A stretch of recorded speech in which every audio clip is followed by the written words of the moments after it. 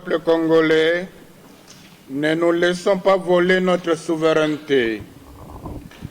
Réveillons-nous de notre sommeil pour un engagement citoyen. Romains 13, 11. Message de la 57e Assemblée plénière des évêques membres de la Conférence épiscopale nationale du Congo, SENCO. Nous, cardinal, archevêques et évêques, membres de la Conférence épiscopale nationale du Congo, SENCO, réunis en assemblée plénière à Kinshasa du 12 au 15 octobre 2020, mus par notre sollicitude pastorale, nous sommes penchés, entre autres, sur la situation alarmante que traverse la RD Congo, notre terre de prédilection. Avant toute chose, rendons grâce à Dieu qui a épargné notre pays de la catastrophe redoutée suite à la pandémie de la COVID-19 et nous implorons sa miséricorde pour ceux qui nous ont quittés. Nous remercions nos fidèles catholiques et les hommes de bonne volonté de leur prière et de leur soutien aux œuvres de l'Église et aux personnes en détresse au moment fort de cette crise sanitaire. Cet élan de solidarité prouve à suffisance que le peuple congolais est capable de s'entraider et de se prendre en charge dans des situations difficiles. Toutefois, ne baissons pas la garde et continuons à respecter scrupuleusement les gestes barrières contre la pandémie. 1. Blocage. Nous attirons l'attention de notre peuple sur le blocage du fonctionnement des institutions étatiques. Malgré nos différents appels aux alliés de la coalition au pouvoir de cesser leurs querelles intestines et de se consacrer à travailler plutôt pour l'intérêt de la population, nous sommes profondément peinés de constater que les acteurs politiques accusent une indifférence révoltante pendant que le pays est au bord de la faillite. Il se trouve dans l'impasse à cause de la crise politique croissante et de ses conséquences. La paralysie de la coalition affecte et infecte tous les secteurs de la vie nationale.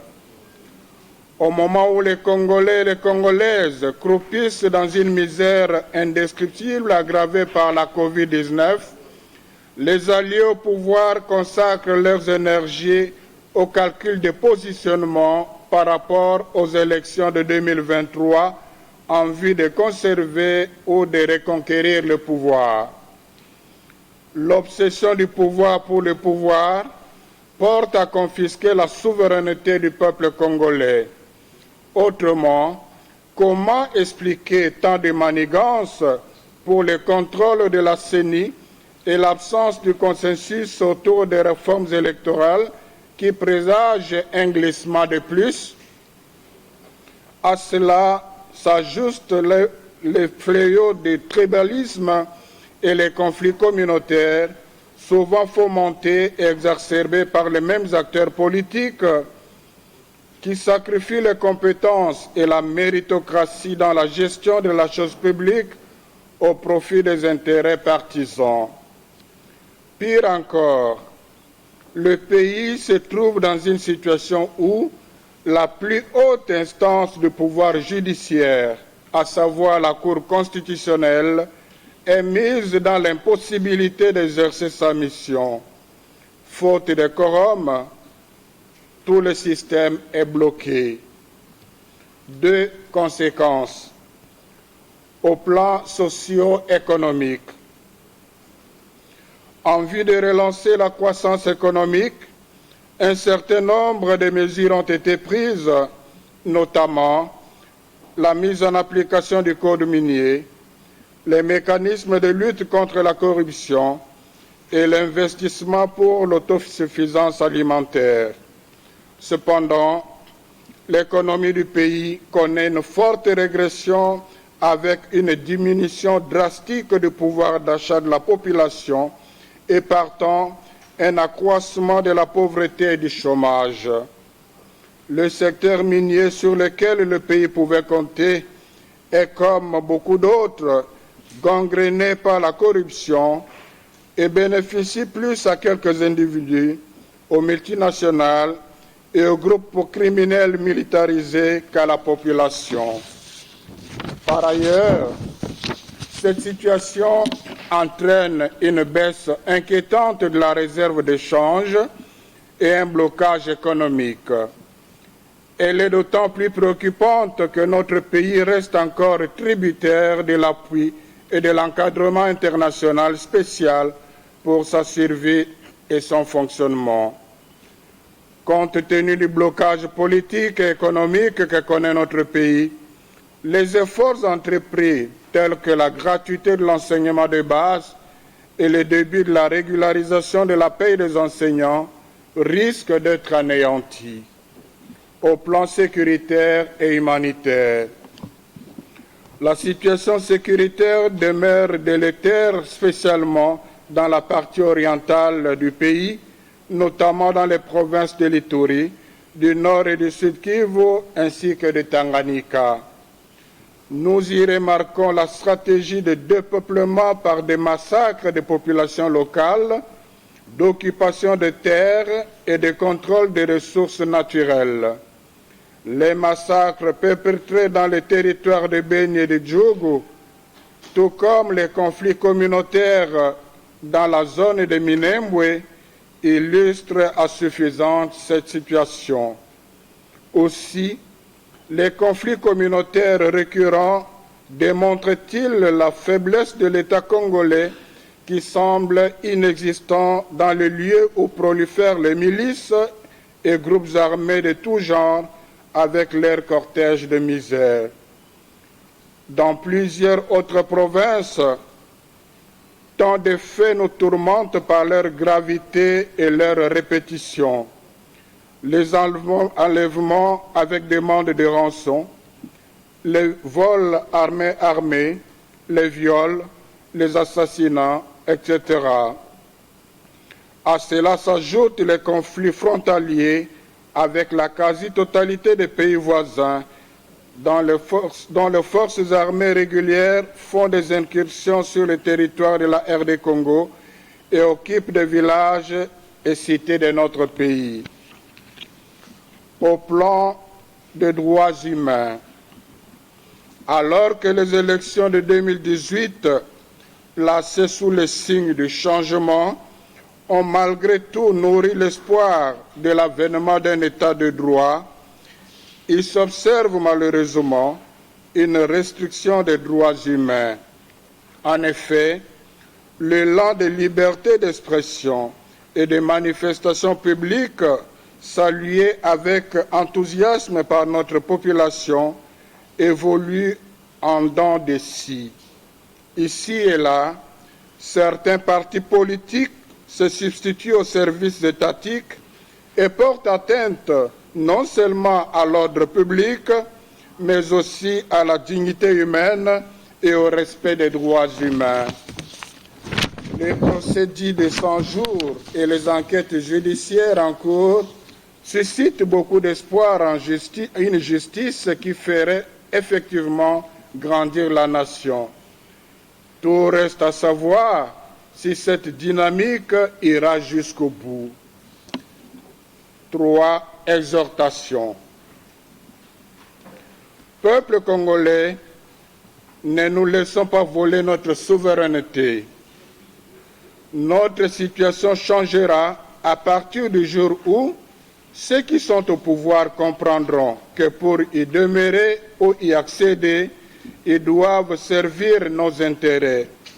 C'est pourquoi, pour ne pas nous laisser voler notre souveraineté, sortons de notre torpeur et demeurons vigilants sur le respect de la Constitution, notamment les articles verrouillés, ainsi que sur l'indépendance réelle du bureau de la CENI et de la magistrature. exerçons effectivement notre droit de souverain primaire et agissons pour empêcher toute tentative de confisquer notre droit de choisir nos dirigeants et de nous prononcer sur le destin de notre pays. Continuons à être créatifs, ardents au travail et solidaires pour faire face aux conséquences économiques vécues au quotidien.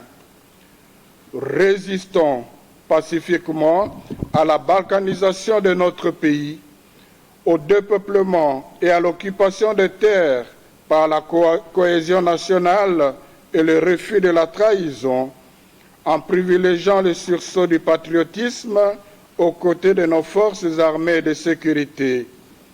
La RD Congo est notre terre, don béni, notre patrimoine inaliénable, et nous ne devons pas nous le laisser ravir.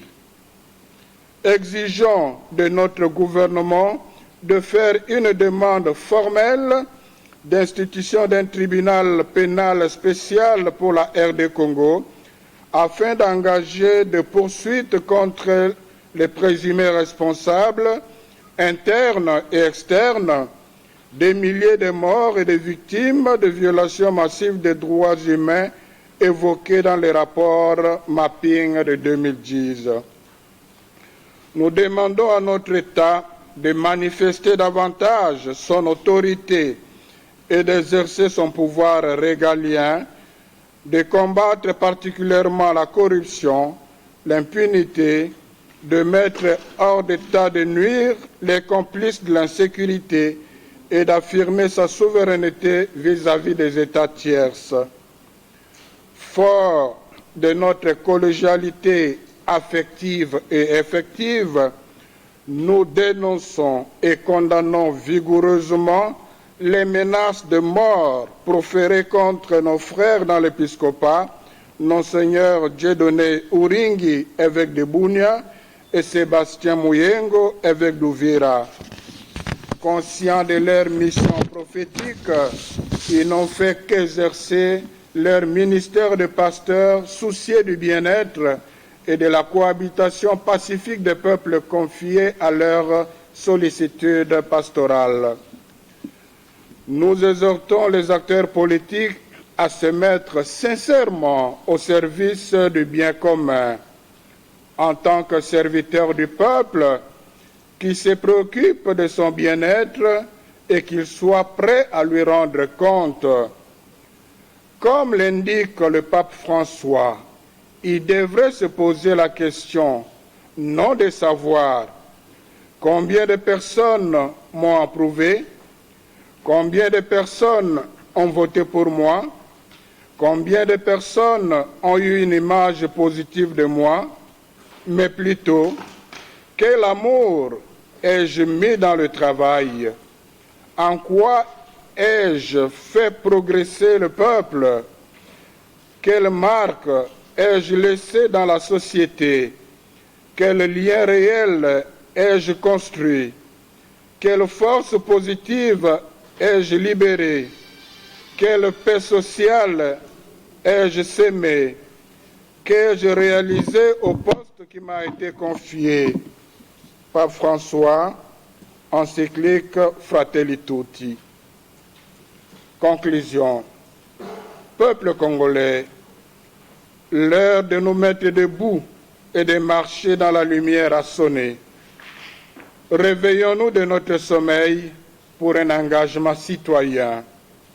Tenons fort et restons fidèles aux idéaux tracés par nos pères de l'indépendance pour léguer ainsi aux générations à venir non plus un Congo de pleurs et de larmes, de divisions et de guerres, mais un Congo prospère, un Congo de paix, de réconciliation, de fraternité.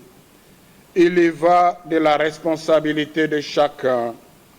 Cependant, nous ne pourrons espérer réaliser notre rêve dans le Seigneur que dans le Seigneur. Restons fermes dans la confiance en lui, le Tout-Puissant, et demeurons vigilants dans la prière.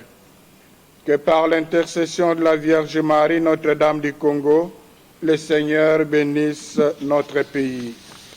À la signature, tous les évêques membres de l'Assemblée plénière.